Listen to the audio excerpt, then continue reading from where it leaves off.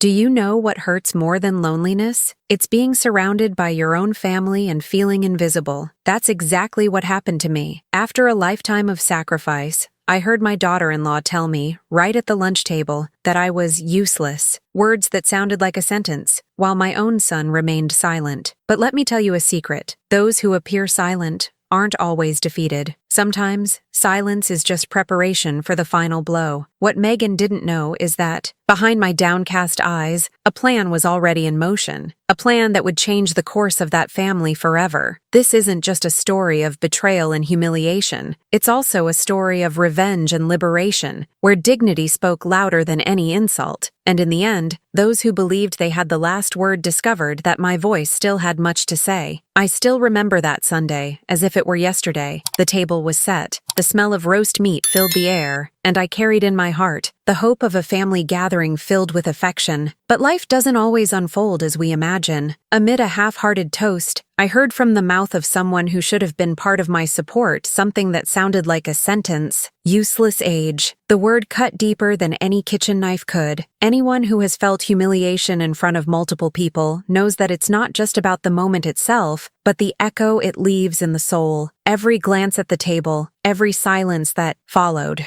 weighed heavily, as if everyone had agreed. It's at this point that the betrayal of a family relationship hurts more than that of any stranger. I took a deep breath, but inside, I fought to hold on to what was left of my dignity. You know when you remember the advice you've always given others? I always said that politeness and respect are pillars that cannot be negotiated. But in that moment, it seemed like I was the only one who believed that. Megan, my daughter-in-law, seemed to relish her own cruelty, and Andrew, my son, hid behind silence, as if it didn't concern him. That was perhaps the most painful part, seeing the one you raised not lift a finger to defend you. It's curious how, in these situations, our bodies respond in unexpected ways. While the mouth remained closed, the eyes screamed. Anyone who observed closely would have seen the spark of revenge flaring there, between humiliation and suppressed emotion. Have you ever noticed how life is full of these paradoxes? The more you try to keep quiet to maintain peace, the more something inside you cries out for release. I didn't react there. I didn't raise my voice. I didn't bang on the table. Some might consider this a sign of weakness. But let me tell you, often, true strength lies in restraining yourself and saving your energy for the right moment. Like when you save money, not to deprive yourself, but to invest later and reap something greater. It's the same with feelings. You don't waste, you plan. Think about it. Have you ever been belittled by someone and left without a response? Maybe at work, when your boss treated you as invisible, or at home, when your opinions were ridiculed. Humiliation has many faces, but the feeling is the same, an emptiness that demands reparation. What few realize is that it is in this emptiness that the opportunity for a silent transformation arises. I swallowed hard. It hurt. It was true. But amidst the discomfort and the silence of the table,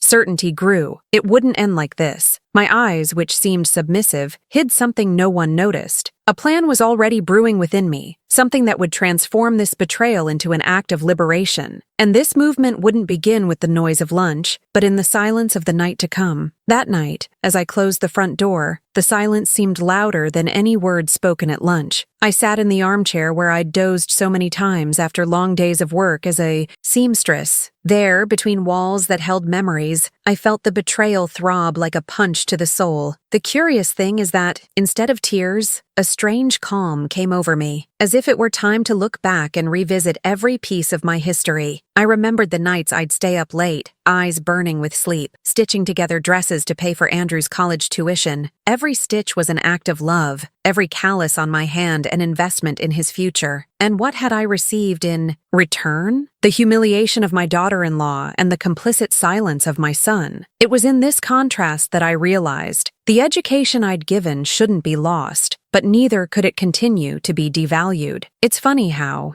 in these moments of reflection, we discover strengths we didn't know we had. I remembered a quote I once read in a self-help book: "Respect begins when you respect yourself first." And it made perfect sense. It wasn't just about Megan, it was about me. I had allowed myself to be placed in a place of invisibility, and as a seamstress who had always known how to transform scraps into dresses, I too could transform humiliation into liberation. Have you ever spent an entire night ruminating on something? Your pillow becomes your confidant, the bedroom ceiling a mirror where your life is projected. It was exactly like that for me. Every reminder of sacrifice rekindled a fire. I wondered, did I raise my son for this? To see me humiliated and not move a muscle? This question throbbed, but instead of despair, I began to glimpse a way out. I decided I wouldn't cry anymore over what was said. Crying doesn't erase the words, nor does it restore respect. What solves the problem is action. Just like in the past, when the electricity bill threatened to cut off and I sewed into the wee hours to avoid the darkness, I knew I needed to sew a new reality. Only this time,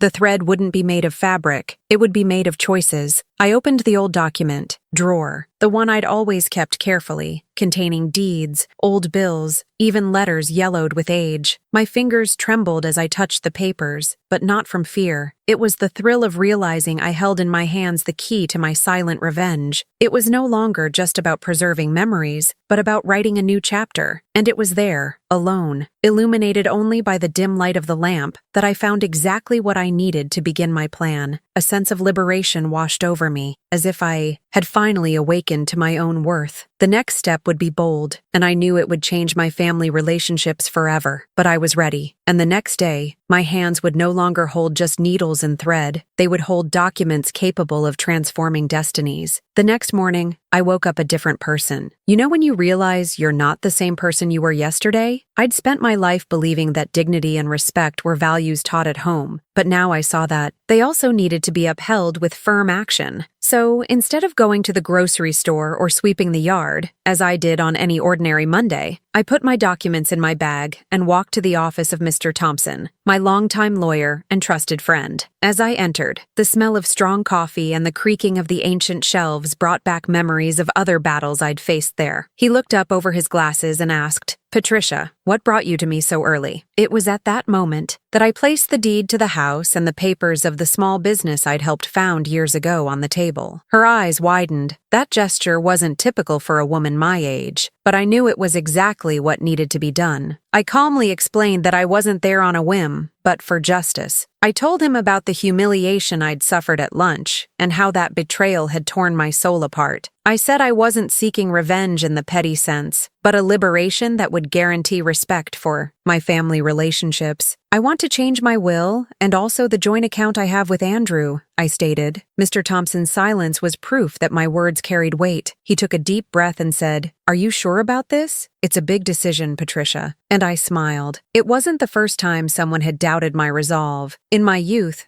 many thought I couldn't support a child alone as a seamstress. Well, I did. Now, once again, I would show that dignity has no expiration date. What I carried with me wasn't anger, but the clarity of someone who finally understood that respect is also earned through radical choices. Life teaches us that, at times, we need to act like a long-term investor. Think about it. When you invest money in a solid investment, you might go years without reaping the rewards, but at the right time, the harvest arrives. The same goes for family values and decisions. I had already invested in education, care, and love. Now it was time to protect this emotional capital with concrete actions. Mr. Thompson stared at me for a few seconds, perhaps trying to decipher where all this strength came from. But I knew. It was born from the humiliation I had swallowed in silence. It's amazing how powerful pain can be, as long as you know how to channel it. I didn't want arguments. I didn't want shouting. I just wanted to make sure my voice was heard even when I was no longer present. He began drafting the papers, and I felt a mixture of emotion and liberation. Each word written there was like a brick in the construction of a new story, where respect and dignity would be at the center. I knew that this secret plan would be revealed at the right time, and that when it was, it would leave deep scars on the family. But for now, my silence was my greatest weapon. The next meeting wouldn't be casual. but calculated, and would bring to the table a surprise no one could have imagined. A week later, Megan organized another lunch, certain I'd return, quietly, as if nothing had happened. The table was full again, the smell of roasting was wafting through, and everyone seemed ready to repeat the same old drama. But something was different. I hadn't arrived alone. Beside me, carrying his leather briefcase, walked Mr. Thompson, the lawyer who'd been my companion for decades. The mere sound of his footsteps made the atmosphere heavy. I sat down calmly, unhurriedly, as if knowing time was on their side. Megan gave me that cold smile, the same one. She'd used to wound me days ago, but before I could open my mouth, Mr. Thompson asked to speak. In a firm, measured voice, he began reading aloud an official statement. The clatter of cutlery ceased immediately. Even breathing seemed to have stopped. As each sentence echoed through the room, Megan's expression began to lose control. Her eyes widened, trying to understand how I, the useless old woman she'd underestimated, had silently risen to engineer something so decisive. Andrew, for his part, kept his head down, unable to face the situation. It was as if, for the first time, everyone was being forced to see the dignity I'd always ignored for the sake of peace. And the best was yet to come. The document Mr. Thompson brought wasn't just a warning, but a complete change in the family's fate. Megan clutched her glass so tightly, she felt like she was about to break it, but there was nothing she could do. The main course hadn't yet been served, but I already knew that lunch would end on an indigestible note for her, because in that moment, I held in my hands not only the voice they'd denied me, but also the final word, which would come soon after. The silence after Mr. Thompson's reading was almost suffocating. I stood slowly, looked at every face around the table, and firmly grasped my grandson Jacob's hand. In a calm but emotionally charged voice, I announced, the entire inheritance, the family home, and the small business I'd helped build were now in his name. Andrew would only have access to any part of it if he treated me with respect. It was like throwing a stone into a lake. The ripples from the impact spread immediately. Megan tried to react, stammering words that died in her throat. There was no argument to support her arrogance in the face of the clarity of the documents. Andrew remained motionless, as if he'd been struck by an invisible blow, and I, who had so often remained silent to maintain the peace, finally made it clear that dignity is not negotiable. It was my way of transforming betrayal into liberation. She said in a firm voice, "At my table, dignity comes before any dish." It wasn't just a phrase, it was a legacy. The same woman who had been called useless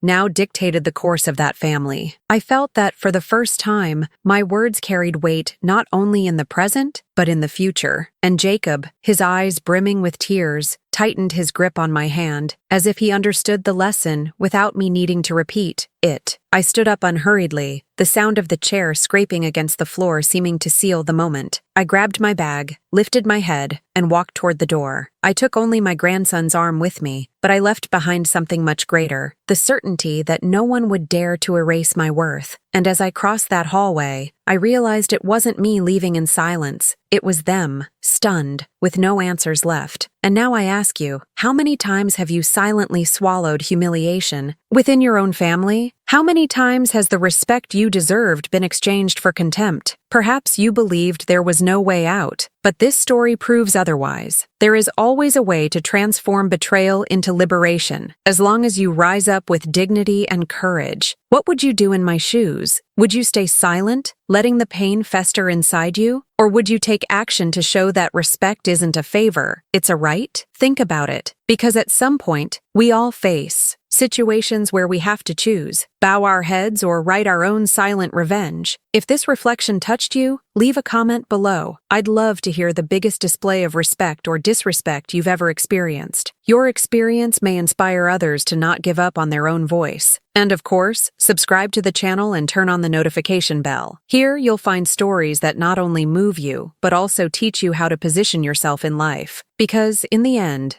those who carry dignity never remain silent forever.